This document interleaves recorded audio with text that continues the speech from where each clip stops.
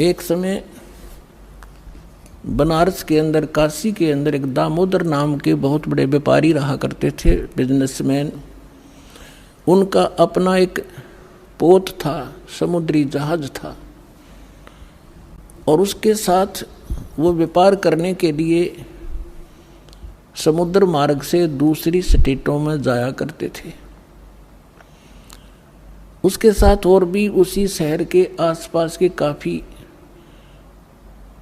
अन्य बनिए लोग भी साथ जाते थे उसके जहाज में किराए पर, और अपना सौदा लाया करते थे। सेठ जी बाहर गए हुए थे और पीछे से उनकी धर्मपत्नी, जिसका नाम धर्मवती था, वो बहुत धार्मिक थी। सेठ दामोदर भी बहुत नेक आदमी थे, भक्ति बहुत विश्वास करते थे परमात्मा में। और हमारे हिंदू समाज के अंदर राम और कृष्ण, गणेश और इन भगवानों से ऊपर कोई हमारा इष्ट नहीं था, और ये सभी क्रियाएं हम किया करते थे जो वो कर रहे थे, जो हम करते हैं वैसे ही वो किया करते थे। उस समय परमात्मा के बहुत से शिष्य हो गए थे और बहुत दुख दूर हो गए थे। एक दिन ऐसे ही उस सेठ की पत्नी धर्मवती के पास एक बहन गई उसके पास कि बहन, हमारे घर पर सत्संग है, आप आ जाओ। तो उसने सोचा चल, वो बहन ज़्यादा उसके निकट थी और पहले कई बार चर्चा कर रखी थी उसने परमात्मा की।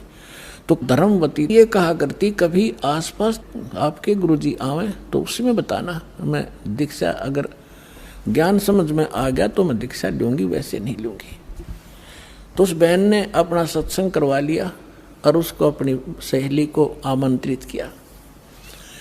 अपने आत्माओं परमात्मा का ज्ञान, ओए होए, और ज्ञान सब ज्ञानड़ी, कबीर ज्ञान सो ज्ञान, जैसे गोला तोब को करता चले मैदान। परमात्मा ने सृष्टि रचना सुनाई। परमात्मा जहाँ भी नया सत्संग करते थे सबसे पहले सृष्टि रचना सुनाया करते थे, और फिर मालिक की वाणी में उनके शब्द में ज़्यादा कसक थी, आत्मा तुरंत खिंच जाती थी। सारा ज्ञान सुना। धार्मिक देखो, पुण्यात्मा होती है ना, वो घनी अटबट नहीं करा करते, सारा प्रमाण सामने, और फिर अग्रम अग्रम। तो धर्मवती उस बहन का एकदम सिर गया शरीर। जब सत्संग परमात्मा ने कर लिया 2 घंटे और बैठ के 10-20 भगत थे, अपनी अपनी कहन लागे, तब उसने परमात्मा ने कहा बेटा दीक्षा लेगी। वो कहने लगी महाराज मेरी आत्मा तो मानना है, मैं दीक्षा लूँ आपकी, मुझे ज्ञान पूर्ण रूप से समझ में आ गया। कुछ तो उस बहन ने कई बार सुना रखा था, और फिर परमात्मा ने फिर उसको सही सुचारू कर दिया। पर भगवान तो एक समस्या है मेरे सामने। तो परमेश्वर कबीर जी ने कहा बोल बेटा क्या शंका है वो बता मुझे, कि यूँ क्या करें, यूँ सुना है मैंने कि जोड़े में नाम लेना चाहिए। मेरा पति गया हुआ प्रदेश में धन कमाने के लिए, और वो आ लेगा तब नाम लूँगी, लेकिन मैं अब मुझे ऐसा लग रहा है कि मैं इस घर से बाहर कदम रखूँगी आपकी झोंपड़ी इस स्थान तक, कि मेरी मृत्यु ना हो जाए। आज मुझे आपके सत्संग से एक एक पल भारी हो गया कि ये जीवन नाश हो रहा है मेरा, तो मैं नाम कैसे लूँ। परमात्मा बोले बेटा ये भ्रम जो इन मूर्खों का पैदा किया हुआ है, तुम एक दिन जन्मे नहीं, एक दिन मृत्यु नहीं होगी।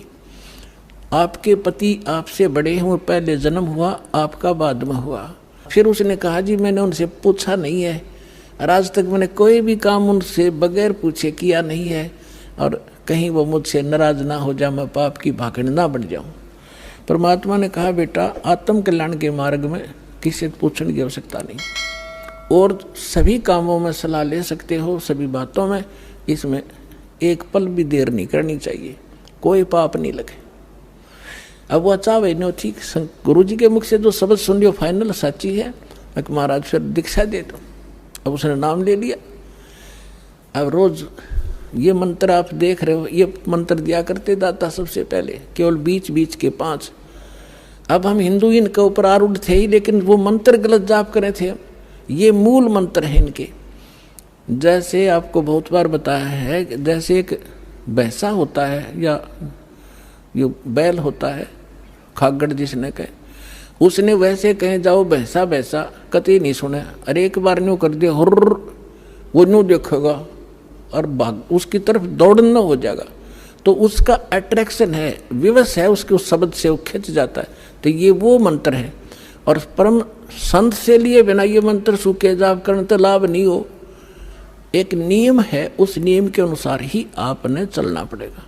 तो ये मंत्र दिए उसने, वह तो गदगद होगी, अक्सर भगवान ही न था।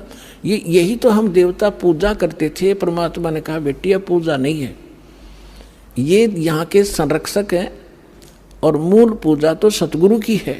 अब परमात्मा ने उस समय ये तत् और सत और सार, ये सार नाम ये छुपा कर रखना था। ये प्रथम मंत्र इसलिए दिया था कि इनके संसारिक काम सुलझे रहेंगे, इनको सुख होता रहेगा, इनकी भगवान में आस्था बनी रहेगी और इस मंत्र से इनका जन्म मनुष्य का होता रहेगा।